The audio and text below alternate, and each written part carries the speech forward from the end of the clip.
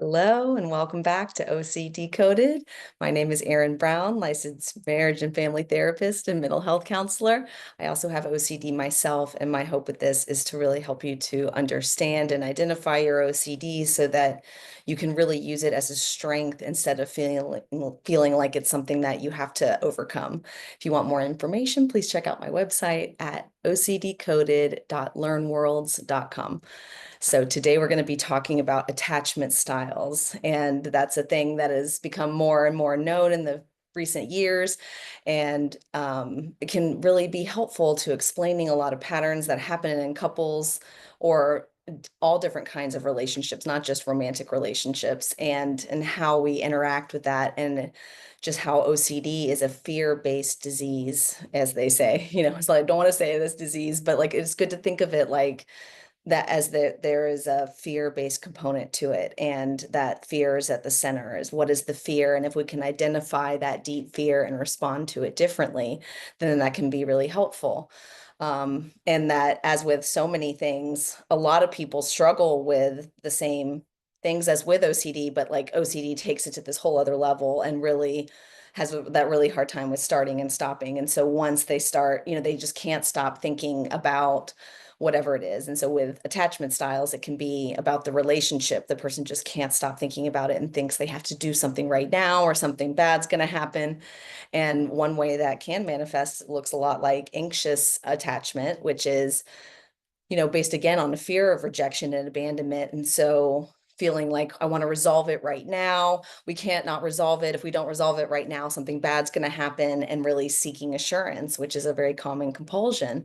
And so that it can be really hard to know when it crosses over from an attachment style into OCD. But the fact of the matter is, whatever you respond to it the same way, or the treatment for it, or the different ways to cope with it are the same, which is the ERP, or exposure response prevention techniques, which are about how can I expose myself to the unknown for just a little longer.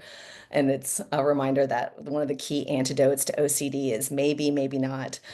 And so, with this, it's maybe we have to do something about it right now, maybe not, but either way, we can still address this. And that's such a big part of OCD, is helping to get out of the stuckness of the am I not, should I not? And it doesn't mean I have to answer that question. I can say maybe, maybe not, but either way, what is my next move? And I know for me, one of the ones that was really hard was about like, feeling like a bad person and being like, am I a good person? Am I not? Am I a bad person? Am I not?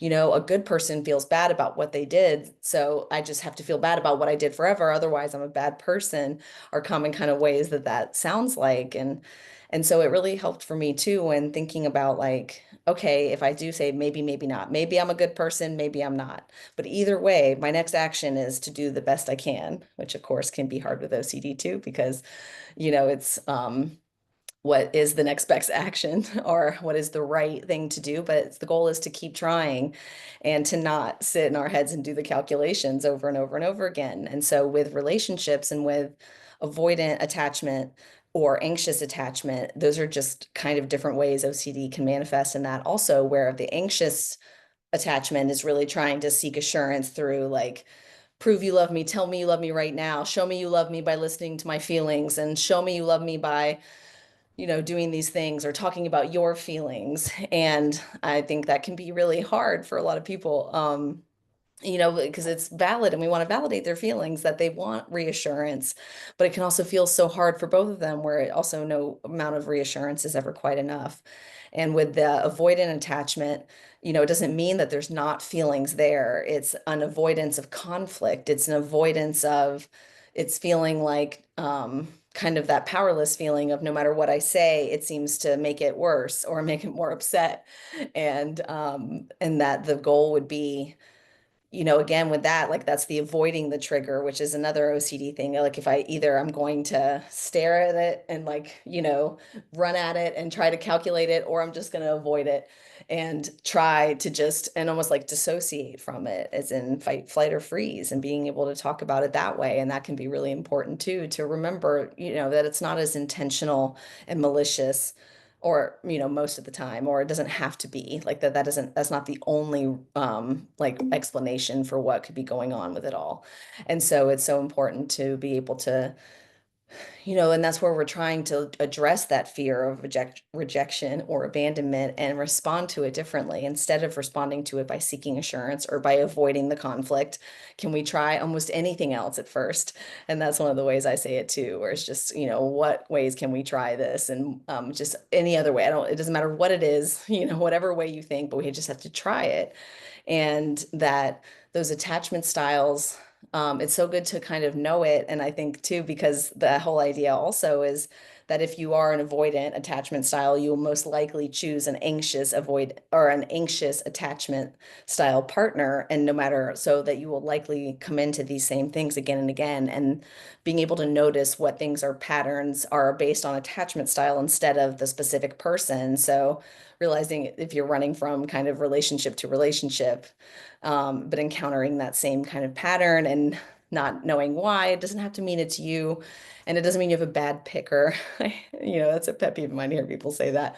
Um, but the goal is, that it's not that you are picking the wrong partner. It's not that you're emotionally unavailable if you choose an avoidant partner. But that like the goal of it is to be able to see and take responsibility for our part without taking the shame and blame, but then and trying to address that fear of rejection and abandonment differently. And that's where we're working on the self-esteem, and that it's okay to want validation from your partner and it's okay to want reassurance from your partner. But at what point is it a compulsion, is wanting a certainty that we can't get? And what are the certainties that we can get in relationships? And that's different for every person. And it's a very personal journey to be able to decide what that is. But like, again, that's one of those examples where we're just kind of trying to get past the fear. It doesn't mean we can't go back to it. It doesn't mean like the fear is not valid. We're just trying to say, okay, this fear is this fear. And now what? And now what do we do with that? Like, if we can't know this thing in this moment, or if we can't get a certainty in this moment,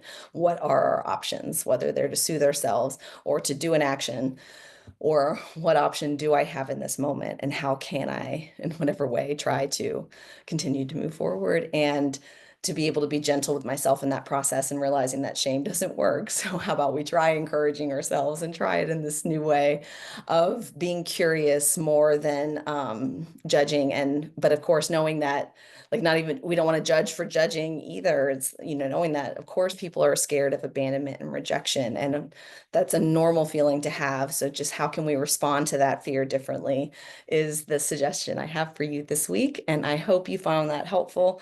If you have any questions, please let me know. And I would love to hear about any other topics that you would like to hear about as we decode OCD. I will talk to you next week. Have a good one.